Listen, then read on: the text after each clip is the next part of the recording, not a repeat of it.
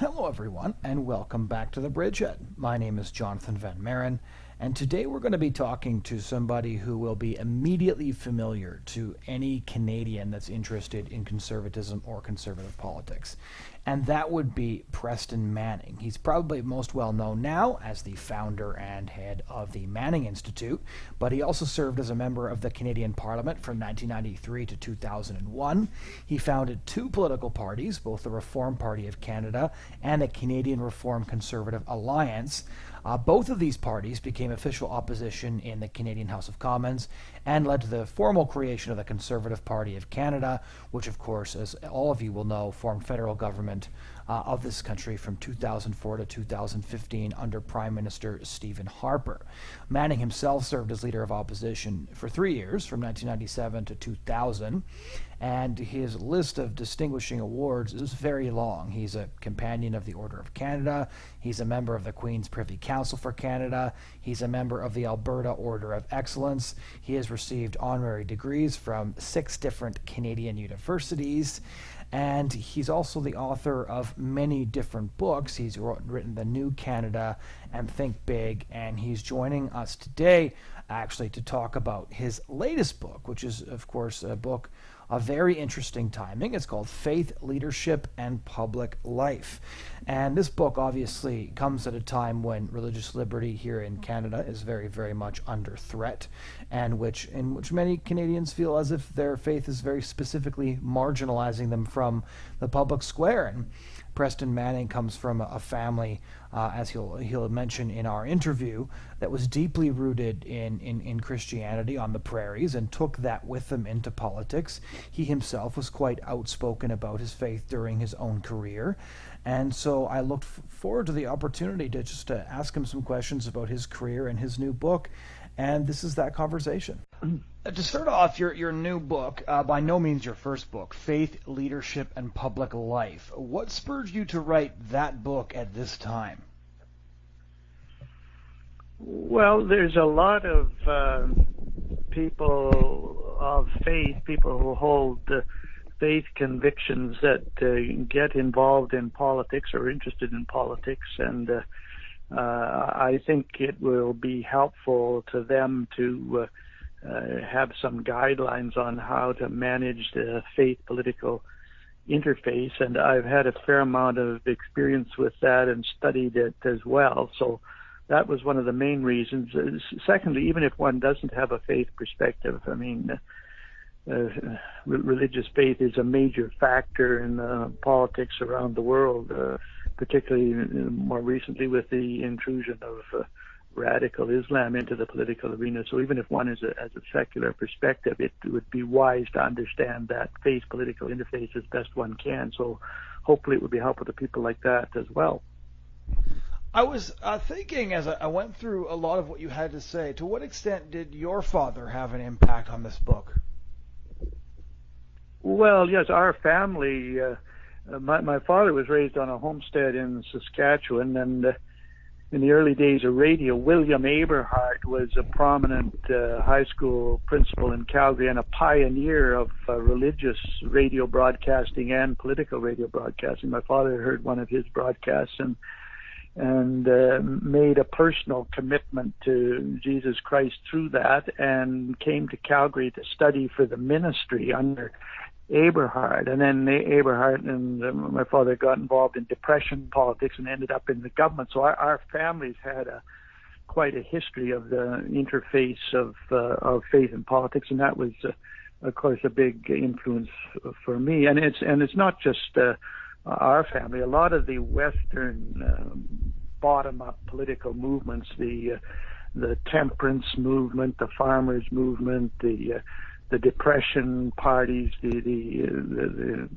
Cooperative Commonwealth Federation, the CCF, which was the predecessor to the NDP. It was started by ministers, by J.S. Wordsworth and Tommy Douglas. So there's quite a tradition of faith and politics mixing in Western Canada, sometimes beneficially, sometimes not so beneficially, and I'm kind of an inheritor of that tradition. And so what are the main points in your book that you think will prove useful to people across the aisle? Because obviously you've had a very long career, and I think a lot of people who pick up the book are going to expect there to be a lot of practical tips because you've had a lot of practical hands-on experience in the political arena. Well, there's a number of them. One, I think the main one that I try to communicate to Christian people, particularly people of faith involving themselves in politics, is what I call the great guideline that Jesus gave to his own disciples before he sent them out to do public work. You recall from the New Testament, according to the scholars, the first year of his public work, his little group of followers, all they did was follow around and watch what he did and watch what he said. But about a year in, he decided to send them out to do public work in his name. This is recorded in Matthew's Gospel, and he gave them a number of instructions, but the cardinal one, in my view, was when he told them in doing public work from a faith perspective, be wise as serpents and gracious as doves. Right. And I think that's an excellent, and it's a powerful analogy in using there's a powerful guideline taking the analogies that he used, because the serpent in the Judeo-Christian scriptures was the symbol of the devil. So he's saying be shrewd as the devil. And the dove was the symbol of the Spirit of God. So he's saying be as gracious as the Spirit of God. And I think that's an awfully good guideline for anybody venturing into the faith political interface. If you look at the political sphere as it is now, your message might be very timely, but it also seems less likely on both the southern side of the border as well as ours that people are going to want to heed that sort of advice, because it seems that politics generates a lot of heat and very little light. What sort of practical applications, when you look at the political arena right now, do you think that your book could have that you would really like people to listen to? Because I assume that this book is timely for a reason.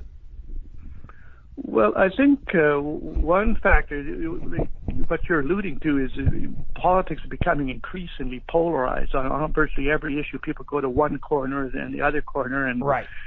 and fight it out, and there seems to be less and less attempt to find the common ground. I think one of the great messages of the Christian scriptures has to do with the reconciliation of conflicting interests. In a way, that's what the whole Judeo-Christian message is about, that man got alienated from God, and there's a need to reconcile human beings to the supreme being, and then human beings get in conflict with each other, and there's a need for reconciliation of conflicting interests on the horizontal dimension.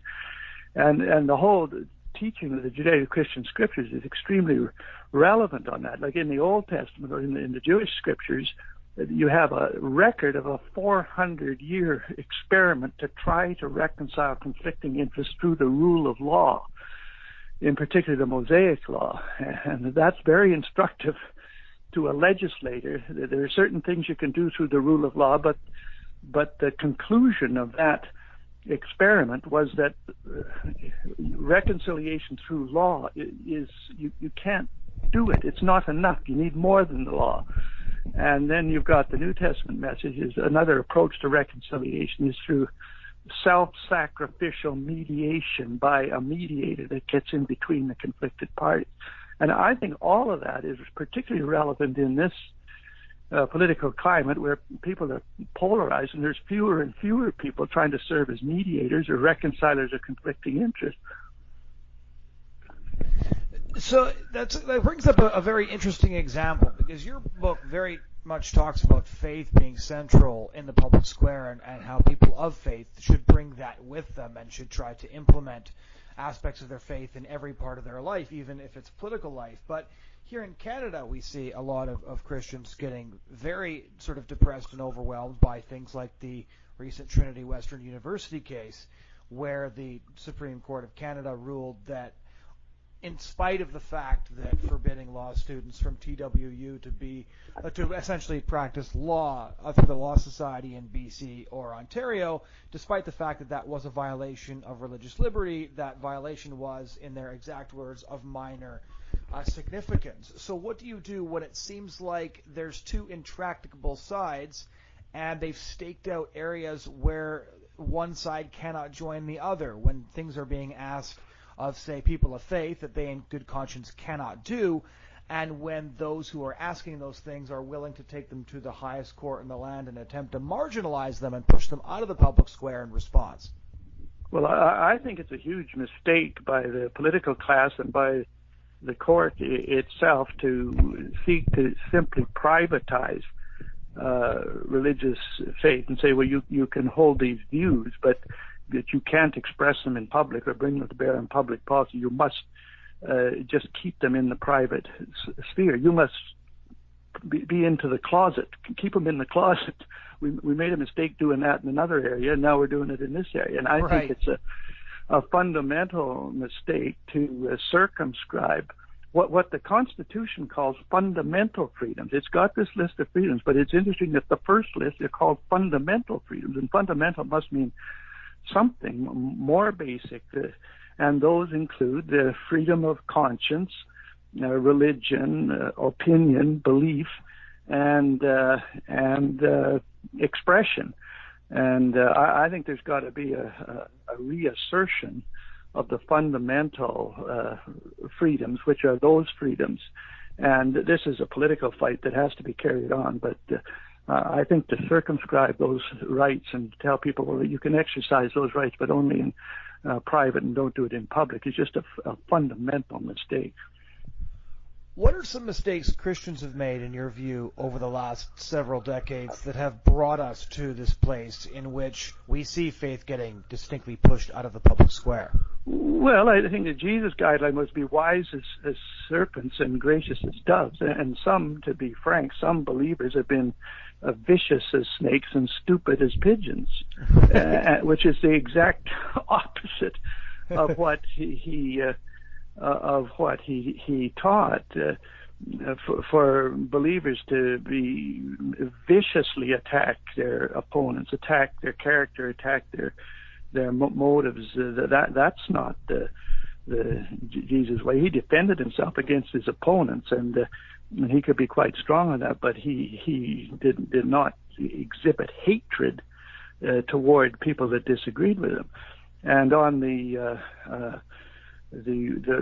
wisdom part of it, so some people just of faith just behave foolishly in the political arena, say things that they shouldn't say, do things they shouldn't do, and all of that, of course, discredits the exercise of faith in the political arena.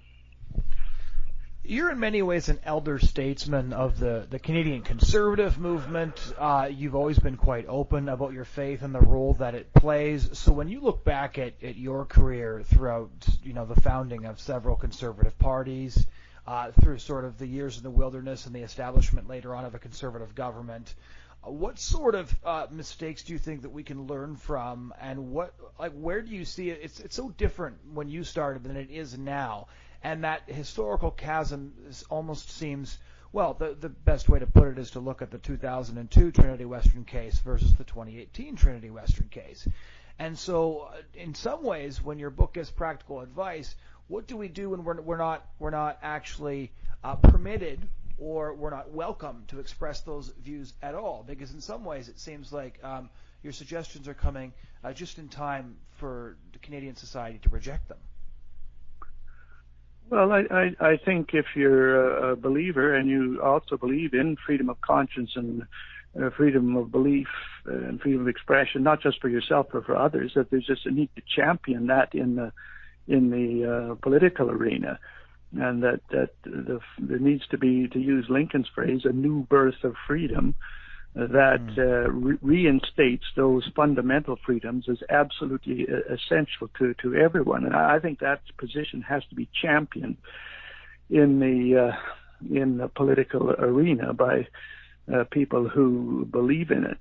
I think one thing that is quite different in the current political arena from the one that I was more active in is the whole use of the social media, where this attacking people and attacking them anonymously is so much easier. On the other hand, you have a tool for spreading ideas to large numbers of people very quickly, which we didn't have before. So there's both pluses and minuses on the use of the social media politically.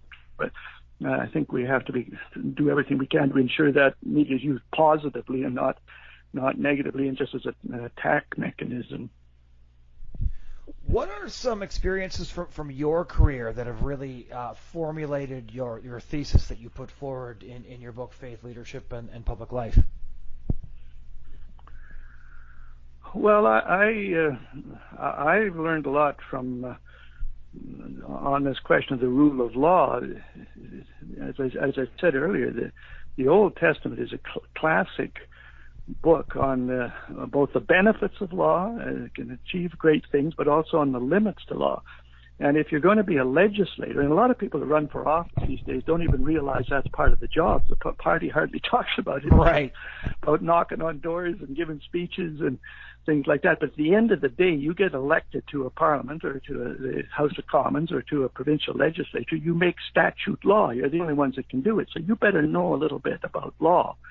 And I think that one of the things that was helpful to me was studying the Old Testament was this question of the limits to law.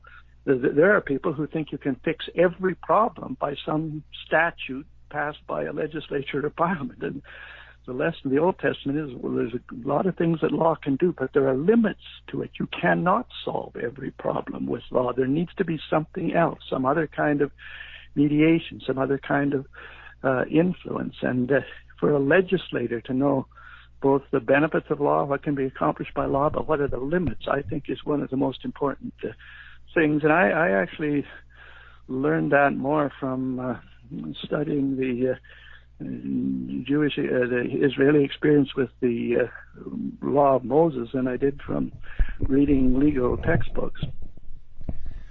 When you look at a lot of young politicians of faith these days, one of the challenges they face almost immediately is a list of pointed questions, generally having to do with issues like gay marriage, the Pride Parade, stuff like that, insisting that they endorse a position one way or another, when many of them would obviously just rather stay silent about these issues.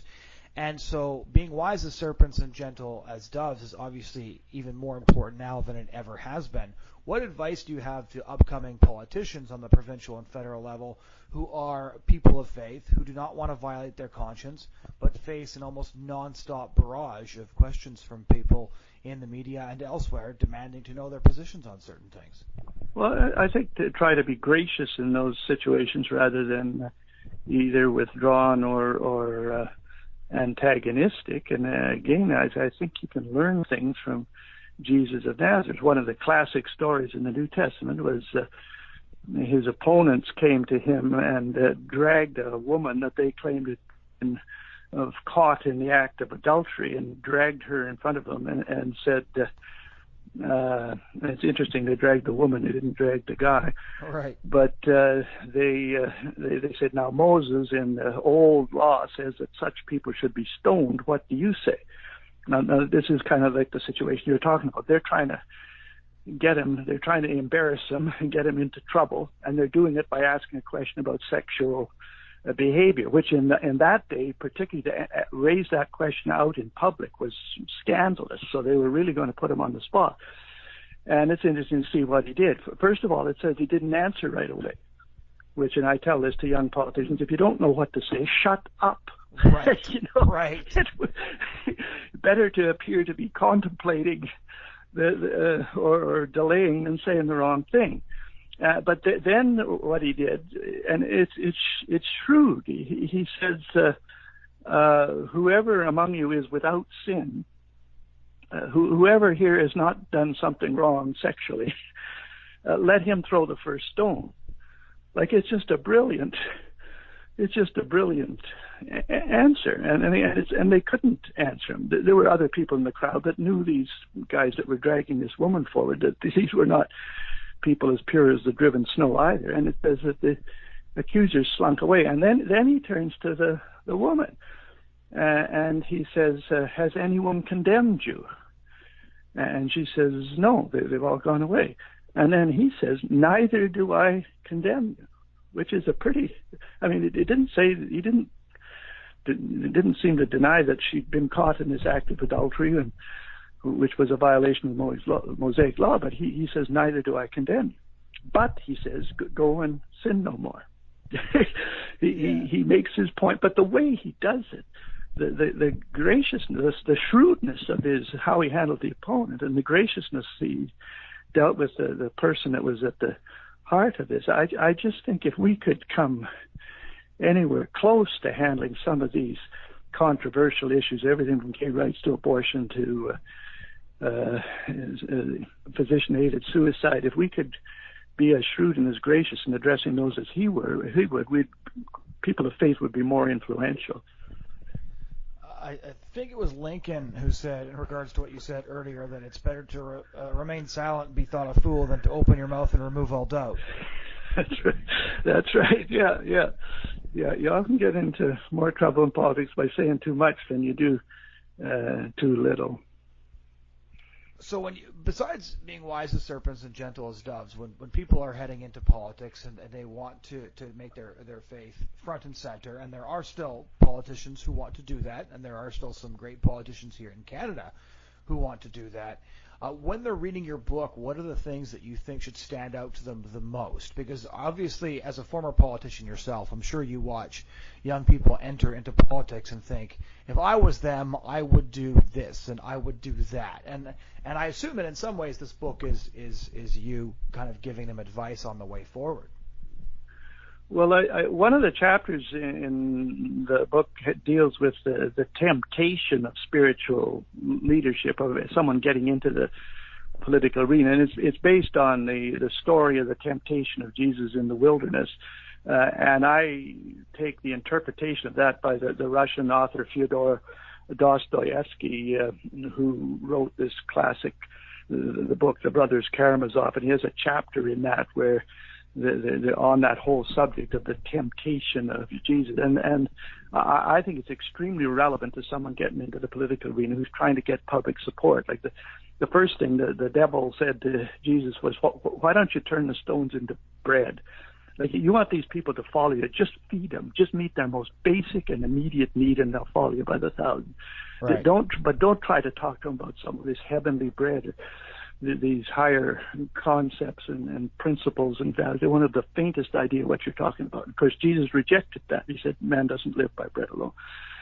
And then the devil comes to him a second time and says, why don't you give him a show? Why don't you get to the top of the temple and you jump down and you have an angel catch you just before you hit the pavement? Like, if you do that, it'll go viral on YouTube. Millions of people will watch it. Give them a show. Bamboozle them into your position by appealing to their emotions and by entertaining them. But don't ask them to make a decision to follow you by the naked exercise of their free will. They won't have the faintest capacity to do that. Just give them a show. And of course, Jesus rejected that. And then the third thing, he comes to him and says, he shows them all the power, political power. He shows them all the political power. He says, I'll give you this if you'll bow down and worship me. And it's a temptation to accept political power, regardless of who's offering it and regardless of what terms, and to assume that by grabbing political power, you can accomplish everything that you want to do. And Jesus rejected that too. Right. Well, those are very modern temptations. The temptation to just appeal to the electorate on the most immediate, basic level that you can, to entertain and bamboozle them emotionally into supporting you, and to do whatever you got to do to get political power, because then you can do whatever else you want to do. These are very contemporary temptations, and the lesson from Jesus' life is reject them. That is not the way to get genuine influence or to bring about beneficial conditions or peace or anything else. One final question: where can listeners get a copy of this book? Well, I guess it's in some bookstores. I think the best is, I think it is on Amazon and Indigo, and you can search for it in those online. And it's published by Castle Key Books, but I think you can get it online is probably the best way to get it. Okay, Mr. Manning, thank you so much for taking the time to join us. Okay, well, thanks for your questions. Ladies and gentlemen, that was a conversation with Canadian Conservative leader and former politician Preston Manning on his book, Faith, Leadership, and Public Life. If any of you would like to check out our past shows, you can go to thebridgehead.ca, which features both our written commentary as well as our radio shows. You can check us out on YouTube, iTunes, or SoundCloud, all just looking for The Bridgehead. This show is brought to you by Total Rentals, and we hope that you'll join us again next week.